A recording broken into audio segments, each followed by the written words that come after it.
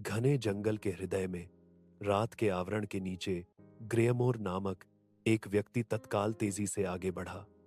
उसकी आकृति मजबूत और फुर्तीली, घने पत्तों के बीच में दौड़ती रही। हर कदम शांत था, लेकिन सूखी पत्तियों की चटक और पैरों के नीचे कुचले गए टहनियों की सरसराहट के लिए आदमी की सांसें बेतरतीब हांफने में आ रही थीं, जो बेतहाशा दौड़ से तनावपूर्ण थीं। उसके पीछे आते हुए सैनिकों की दूर लेकिन लगातार गड़गड़ाहट जंगल में गूंज रही थी। पीछा करने की ठंडी अनुभूति ने उसके हर कदम को बढ़ावा दिया। हर कदम पकड़ से बचने का एक हताश प्रयास था। छायाएं उसके चारों ओर नाच रही थीं, क्योंकि वह पेड़ों के पीछे दुबक गया, जो हमेशा बढ़ते खतरे से शरण चाहता था। मापे गए कदमों और छिपने की गहरी नजर से आदमी पेड़ों की भूल भुलैया में नेविगेट करता था, जो जीवित रहने की आदिम प्रवृत्ति से निर्देशित था। अंधेरा उसे निगल गया, सैनिक की आंखों के खिलाफ एक ढाल। जैसे ही वह आगे बढ़ा, उसके पीछे के अशुभ पीछा से आगे निकलने के लिए एक तत्काल दृढ़ संकल्प से प्रेरित था। पूर्णिमा की मंद चमक में आदमी ने राहत पाई, जो जंगल के प्राचीन रक्षक एक विशाल ओक के पीछे छिपा हुआ था। सांस लेते हुए उसकी सांसें धीमी हो गईं, लेकिन भारी रहीं। पीछा करने का एड्रेनालाइन धीरे धीरे कम हो रहा था। लगता है वह भाग गया, एक सैनिक की आवाज दूरी में गूंजी, जिससे आदमी को राहत की सांस मिली।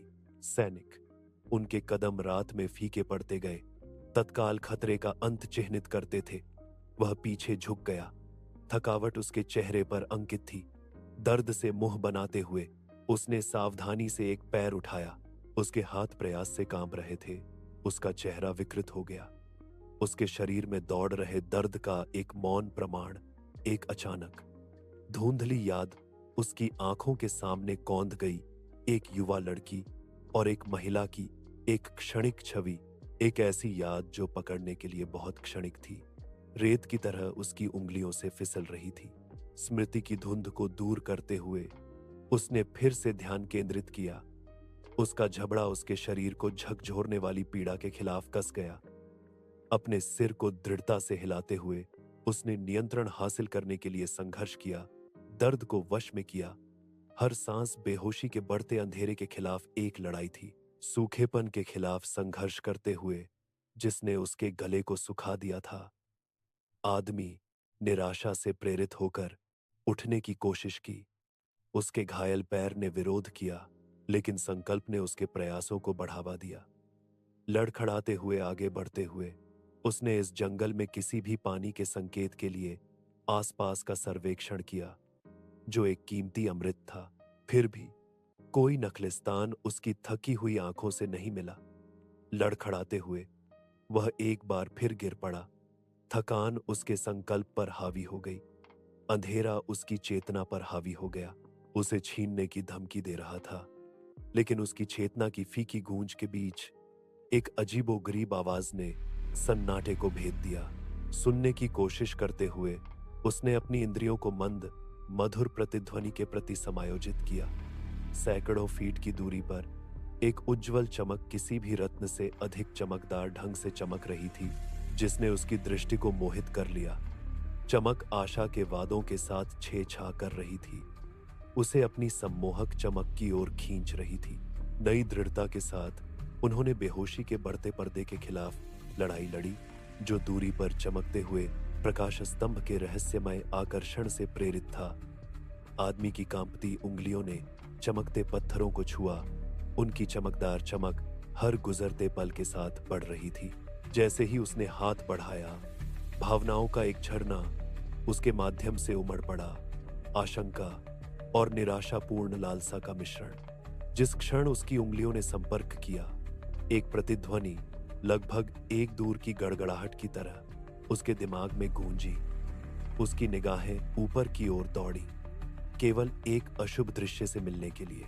एक छायादार बादल उसके ऊपर साकार हुआ। उसके स्याही जैसे लटकते हुए तंतु उसकी ओर सांप की तरह रेंग रहे थे, कपटपूर्ण तरीके से हर छिद्र में घुस रहे थे। घुटन और दम घुट रहा था। घबराहट ने उसे निगल लिया। एक ऐसा गहरा डर जिसने उसे लकवाग्रस्त कर दिया। आंसू उसके चेहरे पर बहते हुए वह मौन पीड़ा में तड़प रहा था, जो उसके अस्तित्व में घुसपैठ करने वाले बढ़ते अंधेरे के खिलाफ शक्तिहीन था। पत्थर, जो कभी आशा की किरण थे, अब यातना और भय का एक अथाह स्रोत बन गए। आदमी की आंखें बंद हो गईं, उसकी सांस अटक गई, क्योंकि वह झिलमिलाते पत्थरों के करीब आया। हर कदम भारी लग रहा था। दोनों उसकी चोटों और हवा में मंडरा रहे भारी आशंका के एहसास से बोझिल था। जैसे ही उसने आखिरकार हाथ बढ़ाया, पत्थरों की चमक तेज हो गई, जिससे वह पल भर के लिए अंधा हो गया। दूर से एक गहरी गड़गड़ाहट गूंजी, जो उसके दिमाग के अंदरूनी हिस्सों में गूंज रही थी। चौंक कर उसने ऊपर देखा और उसके ऊपर एक गहरा, घूमता हुआ द्रव्यमान साकार होता पाया। एक भयानक डर के साथ उसने महसूस किया कि उसका भाग्य तय हो गया है। हवा के लिए हाँफते हुए उसने अपनी रीढ़ में एक अप्राकृतिक ठंडक महसूस की, क्योंकि धुएं का बादल उस पर उतर आया। यह रेंगता हुआ अंदर आया, कपटपूर्ण तरीके से हर छिद्र से उसके अस्तित्व पर आक्रमण करते हुए। उसके मुंह, नाक और कानों में रिसता हुआ, उसे सर्वव्यापी अंधकार में दम घुटता और भस्म करता हुआ। उसका शरीर मूक पीड़ा में ऐंठा। आंसू उसके चेहरे पर अंकित निराशा के साथ मिल गए, क्योंकि वह एक अवर्णनीय आतंक से घिरा हुआ था।